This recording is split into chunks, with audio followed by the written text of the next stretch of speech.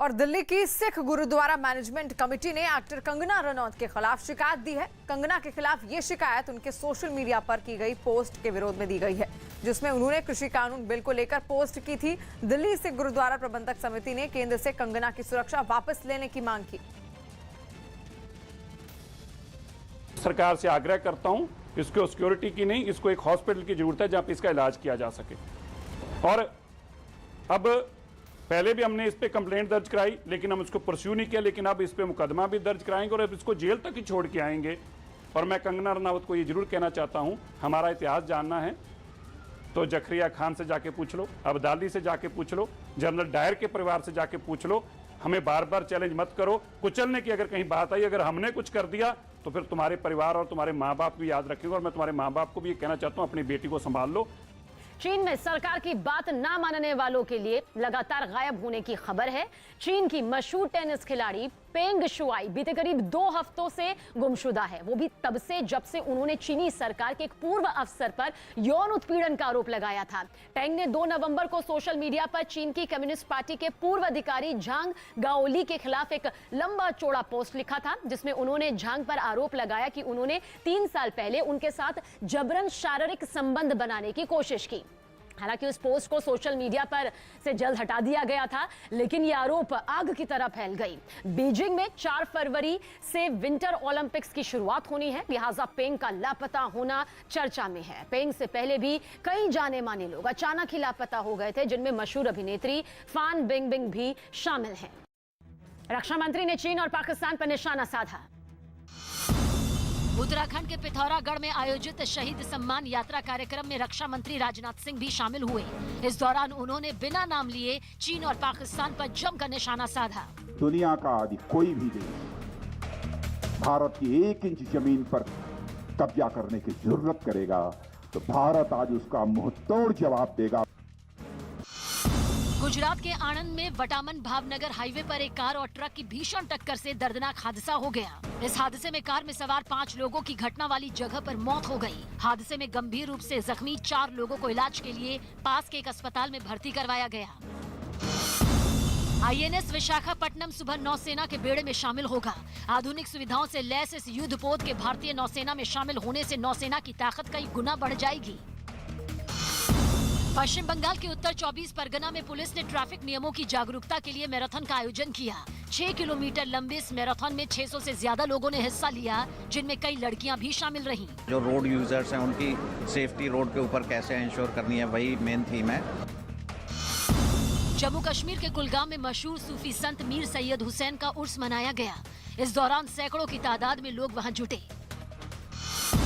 उत्तर प्रदेश में कोरोना काल में चल रही मुफ्त राशन योजना को जारी रखना विधानसभा के चुनाव में एक अहम कदम साबित हो सकता है। इसमें मुख्यमंत्री योगी आदित्यनाथ ने राशन के साथ ही खाने का तेल, नमक और दाल मुफ्त में दिए जाने की घोषणा कर दी। 2-3 चीजें इनकी रसोई में और भी ऐड होने वाला है और ये जल्द ही इनको मिलेगा अगले 4 महीने तक। यूपी सरकार ने ऐलान किया कि राशन कार्ड धारकों को ये सम्मान 2022 के मार्च महीने तक मुफ्त दिया जाएगा। अंदाजा लगाया जा रहा है कि इस योजना का फायदा उत्तर प्रदेश के करीब 15 करोड़ लोगों को मिलेगा। दाल, नमक, तेल अगर ये मिल जाएगी तो हम लोगों का चलाना घर बहुत आसान हो जाएगा। और थाईलैंड से कुछ चौंकाने वाली तस्वीरें सामने आई। वहां लाइट फेस्टिवल की ऐसी धूम देखने को मिली कि चाओ प्राया नदी सजी हुई टोकरियों से जगमगा उठी। और माना जाता है कि इन टोकरियों को नदी में बहाने से किसी भी व्यक्ति का दुर्भाग्य उससे दूर चला जाता है। और ये पानी की देवी को श्रद्धांजलि देने का भी एक तरीका है, जिसे निभाने के लिए कई लोग चाओ प्राया नदी के किनारे पहुंच गए। जो तस्वीरें वहां से सामने आई, उनमें नदी में रंग बिरंगी टोकरियां तैरती हुई नजर आई। कई टोकरियां कमल के आकार की थी तो कहीं पर मोमबत्तियां लगी हुई थी। वहां जुटे लोगों ने उन्हें पानी में छोड़ने से पहले प्रार्थना की और फिर नदी में मौजूद गोताखोरों को उसे बहाने के लिए पूरी श्रद्धा के साथ सौंप दिया। जब कई सारी टोकरियां एक साथ नदी के पानी में तैरने लगी तो कुछ अलग ही नजारा देखने को मिला। दिल्ली के विज्ञान भवन में आयोजित स्वच्छ अमृत महोत्सव कार्यक्रम में राष्ट्रपति रामनाथ कोविंद ने स्वच्छ सर्वेक्षण पुरस्कार बांटे। इंदौर को लगातार 5वें साल सबसे साफ सुथरे शहर के खिताब से नवाजा गया तो छत्तीसगढ़ को तीसरी बार सबसे साफ राज्य का तमगा मिला, जिसके बाद इन दोनों जगहों पर लोगों में खुशी की लहर दौड़ पड़ी।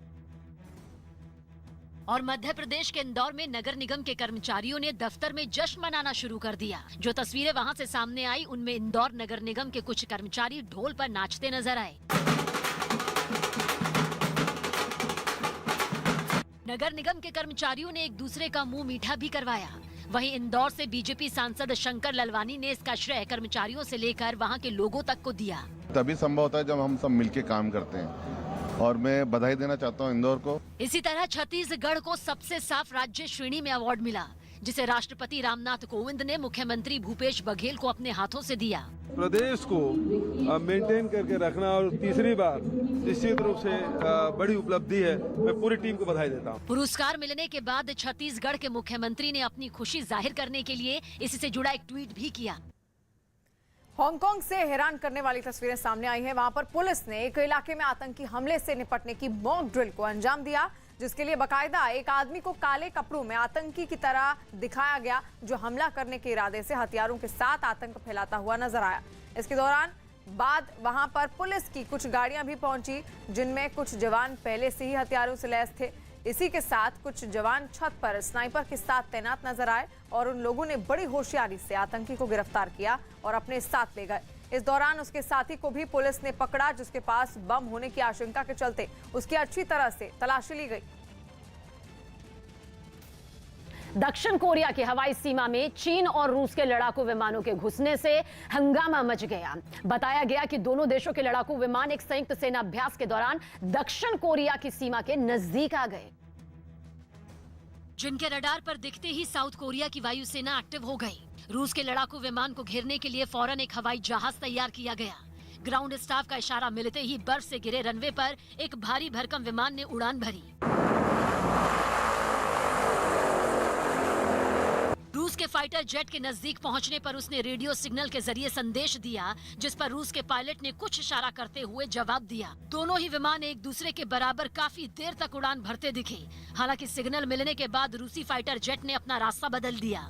इस घटना पर साउथ कोरिया के आपत्ति उठाने के बाद चीन की तरफ से बयान जारी किया गया, जिसमें कहा गया कि यह हवाई ड्रिल रूटीन सेनाभ्यास का हिस्सा थी। हालांकि रूस ने अपने विमान के साउथ कोरिया की सीमा में दाखिल होने की बात को नकार दिया। मध्य प्रदेश के सीएम शिवराज सिंह चौहान ने कई विकास कार्यों का भूमि पूजन किया।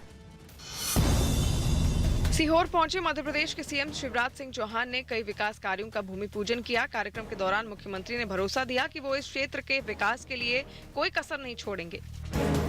यूपी के बरेली में इलाज के दौरान 2 बच्चों की मौत के बाद परिवार वालों ने अस्पताल में हंगामा कर दिया। इस दौरान लोगों ने आरोप लगाया कि डॉक्टर की लापरवाही की वजह से बच्चों की मौत हुई। कुछ देर बाद परिवार वाले बच्चों के शव के साथ एसएसपी दफ्तर पहुंच गए, जहां पुलिस ने किसी तरह उनको समझा बुझाकर शांत कराया। छत्तीसगढ़ के बलौदा बाजार पुलिस ने chit fund company Vinayak homes and real estate limited के डायरेक्टर को इंदौर से गिरफ्तार कर लिया। कंपनी के डायरेक्टर पर पैसे दोगुने करने का लालच देकर सैकड़ों लोगों से ठगी करने का आरोप है। मध्य प्रदेश के रीवा में मजदूरी मांगने पर एक मजदूर का हाथ काट दिया गया। हाथ काटने का आरोप मालिक पर लगा। आरोप है कि इस शख्स ने मालिक से मजदूरी देने की मांग की। इस बात से नाराज मालिक ने उसका हाथ काट दिया। इस बात की जानकारी मिलते ही लोगों ने मजदूर को अस्पताल पहुंचाया, जहां उसकी हालत नाजुक बनी हुई है। हरियाणा के रेवाड़ी में पुलिस ने चोरी के आरोप में 2 लोगों को गिरफ्तार कर लिया। पुलिस की छानबीन में पता चला कि आरोपी राजेश शर्मा कर्ज से परेशान था और कर्ज चुकाने के लिए ही उसने अपने साथियों के साथ मिलकर चोरी की घटना को अंजाम दिया था। यूपी के कानपुर में एक महिला की संदिग्ध हालात में मौत के बाद उसके परिवार वालों ने ससुराल वालों पर हत्या का आरोप लगाया। शिकायत के बाद पुलिस ने 2 आरोपियों को हिरासत में ले लिया, जबकि बाकी आरोपियों की तलाश जारी है। मध्य प्रदेश के मंडला में एक फैक्ट्री में अचानक आग लग गई। ये आग कैसे लगी इसका पता नहीं चल पाया, लेकिन कुछ ही देर में पूरी फैक्ट्री में आग फैल गई। जानकारी मिलते ही पुलिस मौके पर पहुंची और काफी कोशिश के बाद आग को बुझा दिया गया। हरियाणा के पलवल में मामूली बात पर 2 पक्षों में विवाद हो गया, जिसके बाद दोनों पक्षों ने एक दूसरे पर लाठी डंडों से हमला कर दिया। इस हमले में 10 से ज्यादा लोग घायल हो गए। पुलिस ने मामला दर्ज कर छानबीन शुरू कर दी है। यूपी के इटावा में अचानक एक कार में आग लग गई। कार में सवार 3 लोगों ने किसी तरह कूदकर अपनी जान बचाई। पिछले कुछ दिनों में मिली राहत के बाद एक बार फिर दिल्ली एनसीआर की हवा में जहर घुल गया, तो कुछ इलाकों में तो स्मॉग इतना ज्यादा बढ़ गया कि देख पाना तक मुश्किल हो गया, जिसकी कई तस्वीरें दिल्ली के अलग अलग हिस्सों से आई, जहां धुंध और धुएं की घनी चादर आसमान के साथ सड़कों पर भी छाई रही। आलम यह हो गया कि दिन में गाड़ियों की लाइट जलाने की नौबत आ गई। सूरज चढ़ने के बावजूद सड़कों पर अंधेरा छाया रहा। इस वक्त मैं करनाल रोड पर मौजूद हूँ और यहाँ की तस्वीर आपको दिखाना चाहेंगे। सड़कों पर देखिए किस कदर धुंध आपको नजर आएगी। दिल्ली में कई जगहों पर सुबह की सैर पर निकले लोगों के लिए स्मॉग सांस का संकट लेकर आया। आंखों में जो है जलन हो जाती है, इरिटेशन होती है आंखों में और सांस लेने में थोड़ी समस्या है। हवा में जहर घुलने की शिकायत दिल्ली समेत आसपास के इलाकों से भी सामने आई। दिल्ली के कई इलाकों में AQI यानी एयर क्वालिटी इंडेक्स 374 दर्ज किया गया, जो कि बहुत खराब श्रेणी में माना जाता है। इसके साथ ही दिल्ली के पास नोएडा में तो ये AQI 500 के करीब पहुंच गया। और लंबे वक्त के बाद देश के प्रधानमंत्री नरेंद्र मोदी ने सच्चे मन से कृषि कानूनों को वापस लेने का फैसला लिया है। उन्होंने अपील भी की है कि अब किसान अपने घरों को लौट जाएं और एक नए दिन की शुरुआत करें। बावजूद इसके किसानों का एक धड़ा आंदोलन की पटरियों से हटने को तैयार नहीं है। दावा किया जा रहा है कि किसानों की आड़ में विपक्ष अभी भी अपने सियासी हितों को साधने में जुटा हुआ है और यही वजह है कि पीएम के राजधर्म पर सियासत भारी पड़ती हुई दिखाई दे रही है।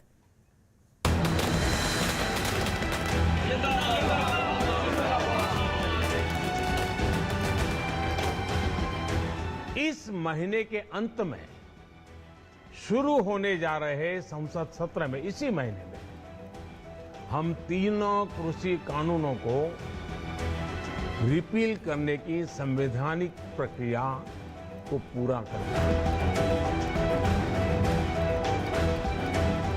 तो माफी मांग रहे हैं जब 600-700 किसान शहीद हो चुके हैं।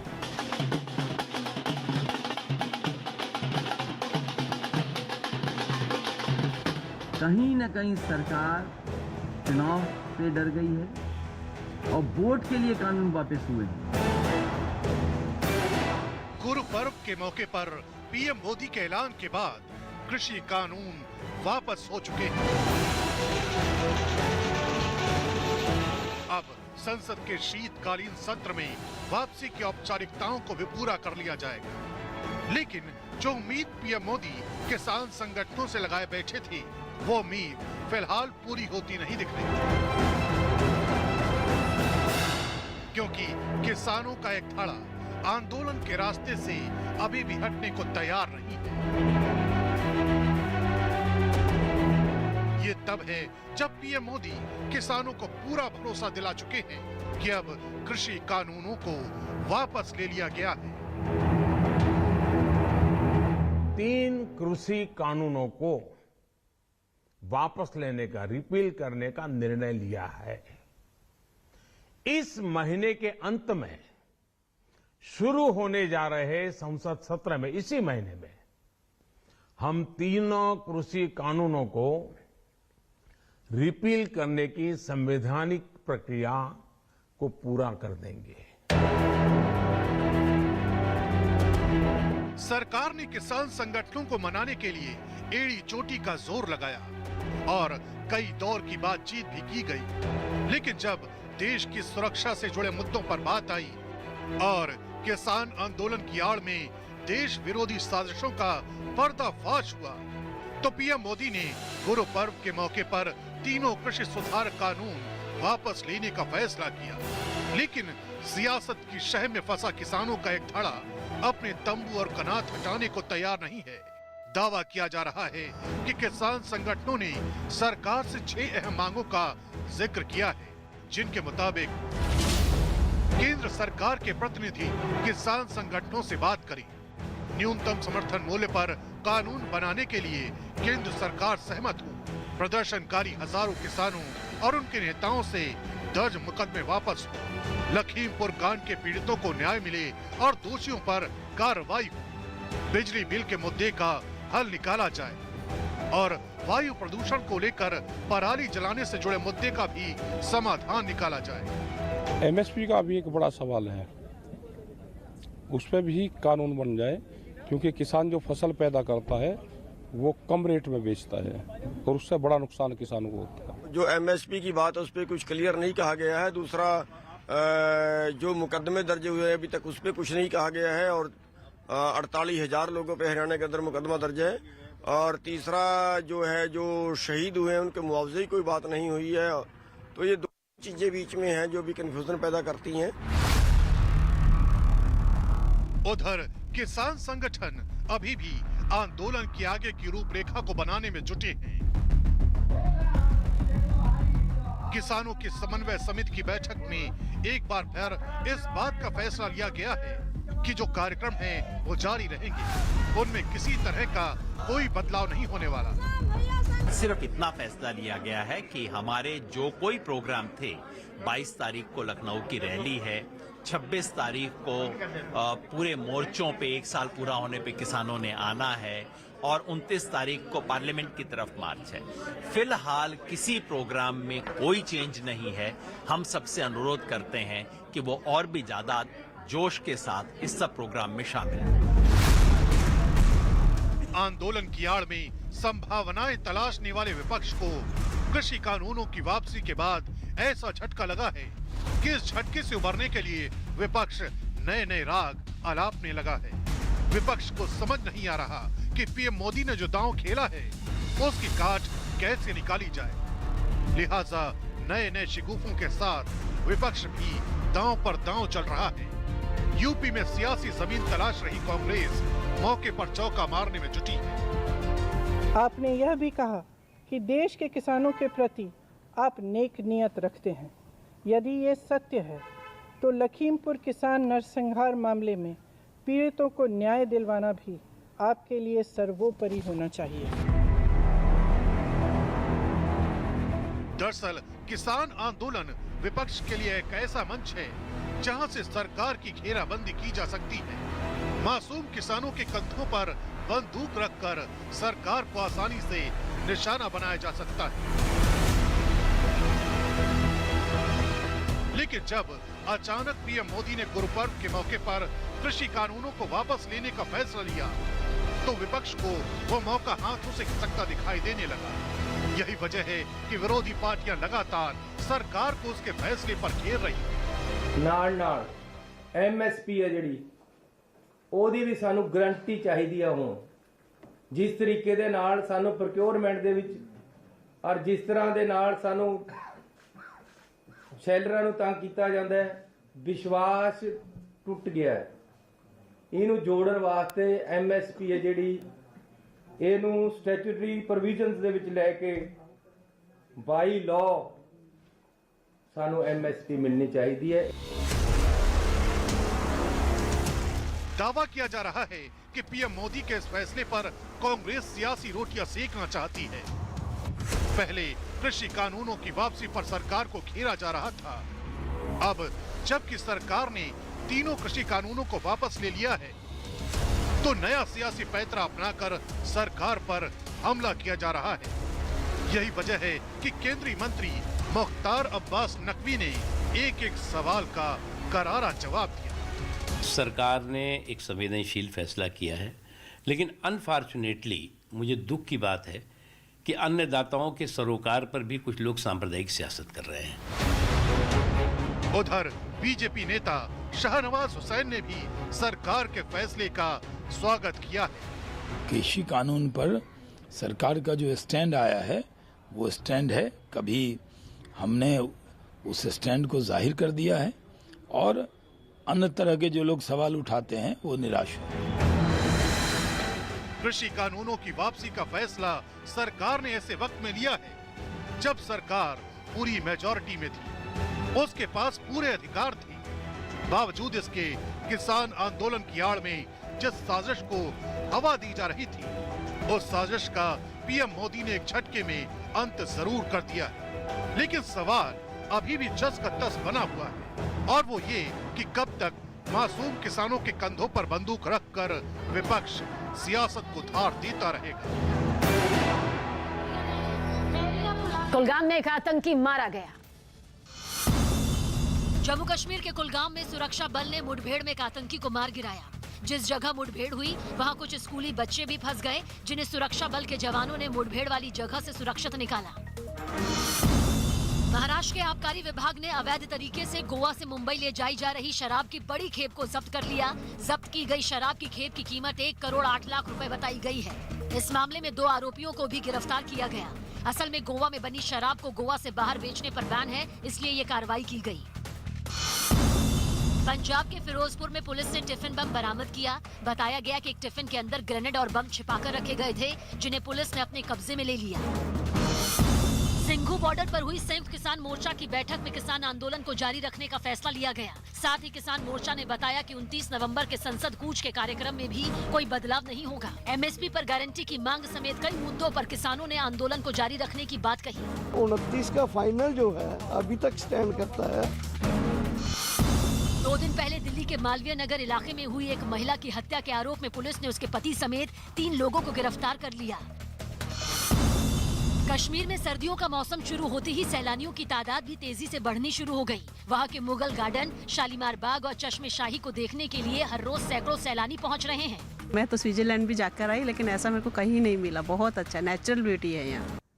और बिहार के पूर्णिया से दिल दहला देने वाली तस्वीरें सामने आई है। वहां पर कई घरों में भीषण आग लगने से हड़कंप मच गया। हादसे की वजह का अब तक पता नहीं चल पाया है, लेकिन आग लगते ही इसने 4 घरों को अपनी चपेट में ले लिया।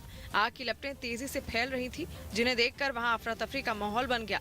दमकल कर्मचारियों के पहुंचने से पहले ही आसपास के लोग खुद उसे बुझाने के लिए वहां जुट गए। अपने जलते घर को देखकर महिलाओं के आंसू रुकने का नाम नहीं ले रहे थे। थोड़ी ही देर में कई लोग वहां जुट गए। उन्होंने जलते हुए घरों से बचे हुए सामान को बाहर निकालने की कोशिश की, लेकिन लपटों ने उन्हें आगे बढ़ने से रोक दिया और देखते ही देखते वो चारों घर जलकर राख हो गए और उनमें रखा सामान पूरी तरह जल गया। गुजरात के अहमदाबाद में कोरोना के टीकाकरण की मुहिम तेज कर दी गई है और इसके लिए वहां एक अनोखी पहल की गई। वहां के नगर निगम की एक टीम ने लोगों के घरों के बाहर निशान बनाना शुरू कर दिया है। इनमें जिन्हें वैक्सीन का पहला या दूसरा डोज नहीं लगा, उनके घर के बाहर लाल रंग से एक्स का डिजाइन बनाया गया। वहीं जिन घरों में लोगों ने वैक्सीन के दोनों डोज लगवा लिए, उनके घर के बाहर पी का निशान बनाया गया। नगर पालिका आप देख सकते हैं कि घर घर जाकर सर्वे कर रही है, क्योंकि ये बड़ा अभियान है। अहमदाबाद नगर निगम की इस पहल के पीछे का कारण ज्यादा से ज्यादा लोगों को कोविड का टीका लगवाना है। बताया गया कि इस सर्वे के कुछ देर बाद नगर निगम की एक दूसरी टीम इलाके के दौरे पर निकलती है और एक्स निशान वाले घरों में जाकर लोगों को कोरोना की वैक्सीन लगाने का काम करते हैं। अहमदाबाद म्युनिसिपल कॉर्पोरेशन की एक मुहिम है कि दिसंबर तक ये पूरी कार्यवाही खत्म कर दी जाए। इस वैक्सीन मुहिम का नाम हर घर दस्तक रखा गया है, जिसमें तकरीबन 9 लाख लोगों को कोरोना का टीका लगाने का लक्ष्य निर्धारित किया गया।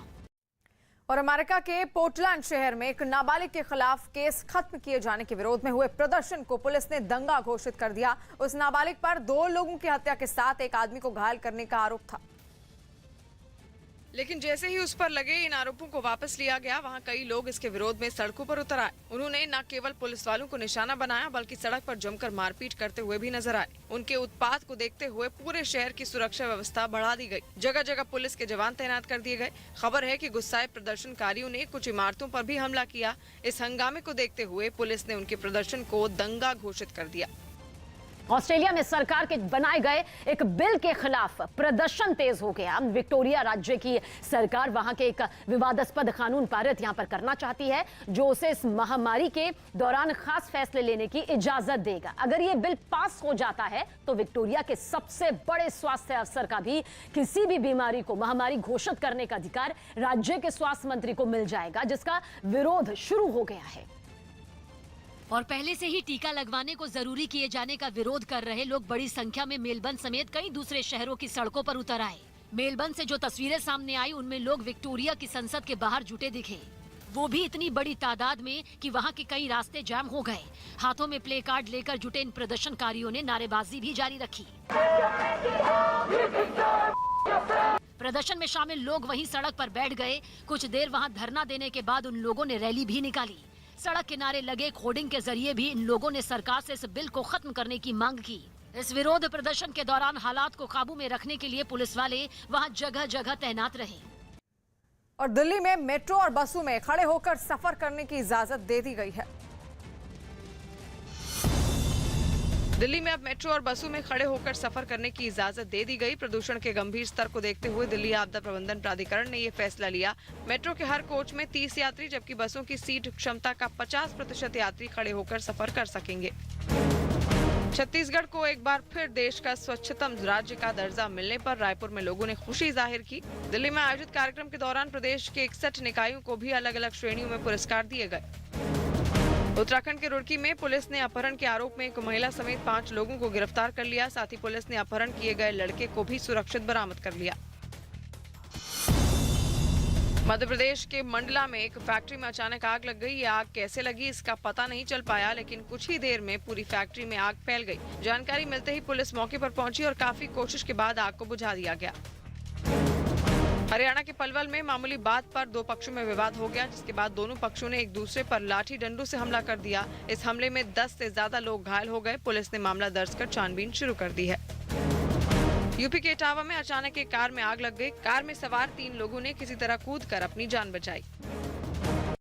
पंजाब कांग्रेस के अध्यक्ष नवजोत सिंह सिद्धू ने इमरान खान को बड़ा भाई बताया, जिस पर सियासत गर्मा गई। सिद्धू पंजाब के कुछ कैबिनेट मंत्रियों के साथ करतारपुर साहिब गुरुद्वारे में माथा टेकने के लिए करतारपुर पहुंचे। और जैसे ही सिद्धू का काफिला करतारपुर कॉरिडोर से होते हुए पाकिस्तान की सीमा में दाखिल हुआ, उन पर फूल बरसाए गए। करतारपुर प्रशासन के अधिकारी खुद उनके स्वागत में बॉर्डर पर पहुंचे। इस दौरान दोनों के बीच बातचीत हुई, जिसमें सिद्धू ने पाकिस्तान के प्रधानमंत्री इमरान खान को बड़ा भाई बता दिया। On behalf of Prime Minister Pakistan सबकी तरफ से मेरा बड़ा भाई, मेरा बड़ा भाई, उसमें बहुत प्यार। सिद्धू इसके बाद करतारपुर साहिब गुरुद्वारे जाने के लिए वहां से निकल गए। लेकिन उनके इस बयान पर देश में सियासी कोहराम मच गया है। बीजेपी के कई नेताओं ने कांग्रेस नेता नवजोत सिंह सिद्धू के खिलाफ मोर्चा खोल दिया है। सबसे पहले बीजेपी की तरफ से संबित पात्रा ने एक प्रेस कॉन्फ्रेंस की, जिसमें उन्होंने सिद्धू के बयान के बहाने कांग्रेस को पाकिस्तानी प्रेमी बताने की कोशिश की। सारे तार जुड़े हुए, कैप्टन राहुल गांधी, बड़े भाई इमरान खान, बीच में सिद्धू के करतारपुर से लौटने पर जब उनसे इस मुद्दे पर सवाल पूछा गया तो वो टाल गए। बीजेपी जो मर्जी कहे, जिन्हें मर्जी मैं कहते, कोई आरोप नहीं लाना। इस दौरान सिद्धू ने भारत और पाकिस्तान के बीच अमन और शांति कायम करने की भी बात कही। लेकिन तब उनके इमरान खान को बड़ा भाई बताने वाले बयान को विरोधी तूल दे चुके थे। सिद्धू की मुश्किल उस वक्त ज्यादा बढ़ गई जब इस मुद्दे पर कांग्रेस में ही 2 सुर सुनाई दिए। और कांग्रेस के वरिष्ठ नेता मनीष तिवारी ने सिद्धू के बयान की कड़ी आलोचना की। उन्होंने एक ट्वीट किया, इमरान खान किसी के भी बड़े भाई हो सकते हैं, लेकिन भारत के नहीं।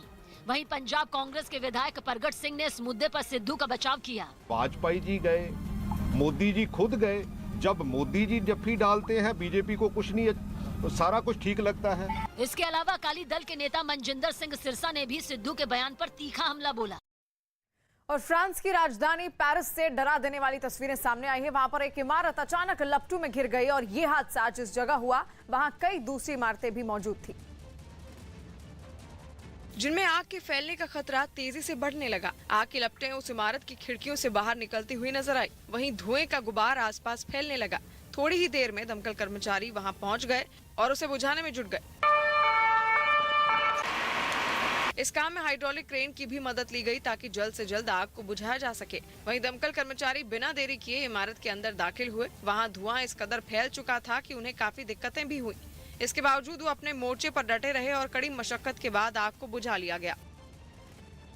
छत्तीसगढ़ की राजधानी रायपुर से हैरान कर देने वाली कुछ तस्वीरें सामने आई। वहां तेल की कीमतों के मुद्दे पर छत्तीसगढ़ सरकार के खिलाफ बीजेपी ने हल्ला बोल दिया। बीजेपी ने राज्य सरकार से पेट्रोल डीजल से वैट कम करने की मांग की और इसी मुद्दे पर वो सड़क पर उतर आए। जहां पुलिस ने उनको आगे बढ़ने से रोका तो वो भी 2-2 हाथ करने को तैयार दिखे। सड़क पर उतरे प्रदर्शनकारियों में बीजेपी प्रदेश अध्यक्ष विष्णुदेव साय और रायपुर से बीजेपी सांसद सुनील सोनी भी शामिल रहे, जिन्होंने इस प्रदर्शन को झड़प में बदलने नहीं दिया। हालांकि मुख्यमंत्री के खिलाफ नारेबाजी लगातार जारी रही। सड़क पर उतरे बीजेपी कार्यकर्ताओं ने राज्य सरकार के खिलाफ रैली भी निकाली और अपनी मांग मनवाने की कोशिश की। बीजेपी प्रदेश अध्यक्ष ने ये साफ कर दिया कि जब तक राज्य सरकार तेल की कीमतों को नहीं घटाती तब तक उनका आंदोलन जारी रहेगा। इसके बाद भी अगर तत्काल प्रदेश की सरकार वेट कम नहीं करेगी तो इससे भी ज्यादा आक्रामक रूप से भारतीय जनता पार्टी आंदोलन करेगी। विरोध प्रदर्शन के दौरान बीजेपी नेता और कार्यकर्ता सड़क पर धरने पर भी बैठ गए और वहां से आने जाने का रास्ता जाम कर दिया।